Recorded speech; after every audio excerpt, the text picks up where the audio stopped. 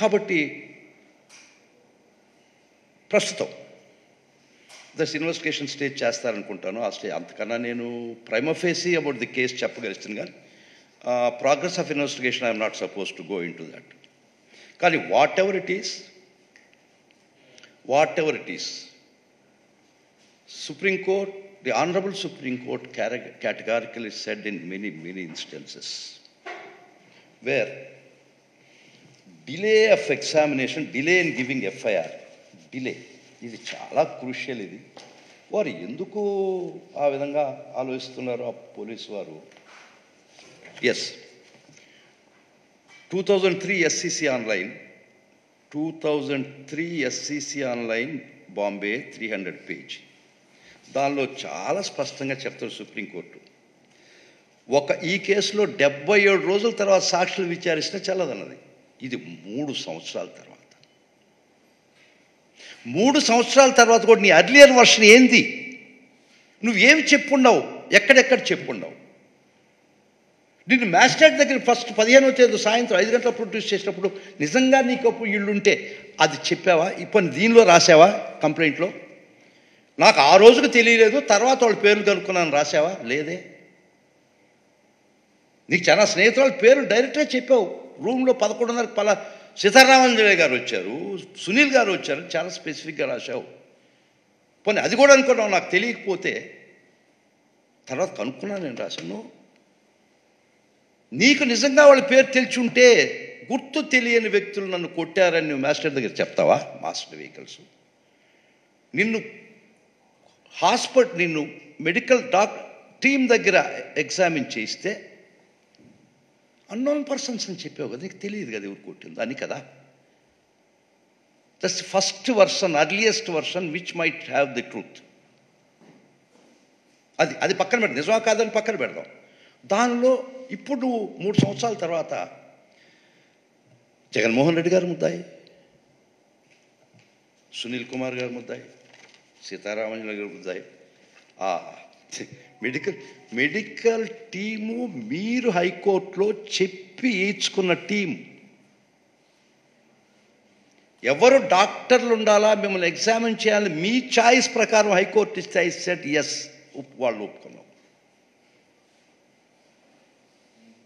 ఇంతకన్నా ప్రస్తుతం కేసు గురించి నేను మాట్లాడడం ధర్మం కూడా కాదు, బికాస్ ఇట్స్ సబ్జుడిస్ అవుతుంది. బట్ బేసికలీ ప్రైమా ఫేసీ ఇది false case, manipulated case. Deliberations, consultations, confabulations అయిన తర్వాత ఎవరినో సాటిస్ఫై చేయాలా, ఎవరినో సాధించాలా, ఎవరినో ఇబ్బంది పెట్టాలా అనే ఒక్క ఉద్దేశం చాలా క్లియర్గా అవపడుతుంది. ఇది నిజమైతే నువ్వు ఎప్పుడు చెప్పు ఉండాలా? ఈ పేర్లు, ఈ చెప్పిన వ్యక్తులు నిన్ను కొట్టి ఉంటే నువ్వు 2 times చెప్పు, నీకు ఛాన్స్ చెప్పలేదు కదా. Unknown masked persons. So deliberately this case is having no worth, it's falsified, manipulated. ఇవన్నీ ఒక విధమైనటువంటి దురుద్దేశంతో, ఒక పగ, వెంజన్స్ తీర్చుకోవాలని దాంతో మీరు ఈ కేసు రిజిస్టర్ చేయడం జరిగింది. విల్ ఫైట్ ఇట్ లీగలీ, అది వేరే విషయం అనుకోండి. So I don't want to go anything further.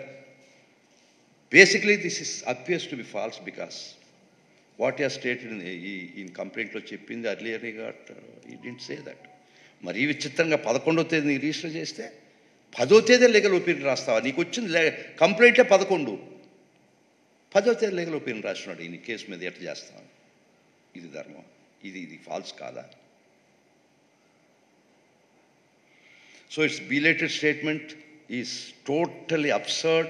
The Honorable Supreme Court said that if ఈ సాక్షులు ఇన్ని సంవత్సరాల తర్వాత విచారించినా ఓకే, నీకు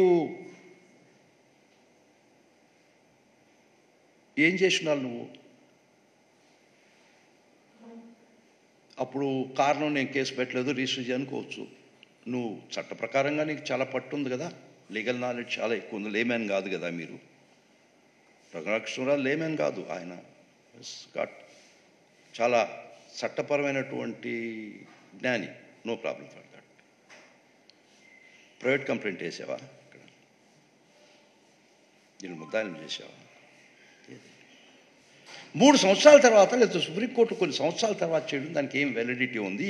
ఈ ఇన్వెస్టిగేటింగ్ ఏజెన్సీకి ఒకటే చెప్పదలుచుకున్నాను నేను. మళ్ళా ఇదే ట్రెండ్ అయితే ఆ తావకింటి కోడలే కదా, ఇదే ట్రెండ్ అలవాటు చేస్తే ఎవరికి సేఫ్ ఉంది? ఇప్పుడు నిన్న ఉద్యోగాలు చేసిన వాళ్ళకి సేఫ్ లేదు. అదే వరవడి ఖచ్చితంగా should put it to end. ఇదే వరవడి కొనసాగితే మీకు కూడా సేఫ్టీ లేదు కదా. మీ డ్యూటీ కూడా మీరు విత్ ఫియర్లెస్నెస్ అండ్ ఫేర్గా డిశ్చార్జ్ చేయలేరు కదా. మళ్ళీ ఎవరు వచ్చి మళ్ళీ మీ మీద కేసులు పెడితే ప్రభుత్వ విధుల్ని సావరిన్ ఫంక్షన్స్ ఎవడైనా చేయగలుగుతారా ధైర్యంగా? ఇది వ్యవస్థకి గొడ్డలి పెట్టు.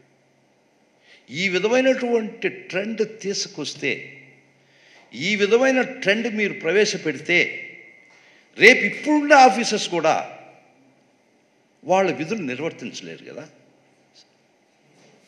ఇది ఎక్కడికి దారితీస్తుంది? సో సావరిన్ ఫంక్షన్స్ అని చేయలేరు మీరు. వాళ్ళకు కూడా ఇబ్బంది కదా రేపు. ఇప్పుడు ఎవరినో అరెస్ట్ చేస్తారు, అది కూడా ఇల్లీగల్ అరెస్టే కదా. ఇంకో రేపు ఇది తప్పు అయితే. కాబట్టి ఇది మంచి పద్ధతి కాదు, మంచి వరవడి కాదు. ఈ ప్రజాస్వామ్య వ్యవస్థలో ఈ వరవడికి నాంది పలకడం, ఈ వరవడిని ముందరకు తీసుకోవడం వ్యవస్థకే గొడ్డలి పెట్టు. It's very very prima facie Abin show దీన్ని చూస్తుంటే it's a false case but for reasons. ఎట్ట చెప్తావు పేర్లు ఈ రోజున? You didn't say that. And 3 years తర్వాత దానికి వ్యాలిడిటీ ఏముందని ప్రతి ఒక్కరికి తెలుసు లీగల్గా. ఓకే అండి. So this is my any questions please ask anything. I'm ready to answer.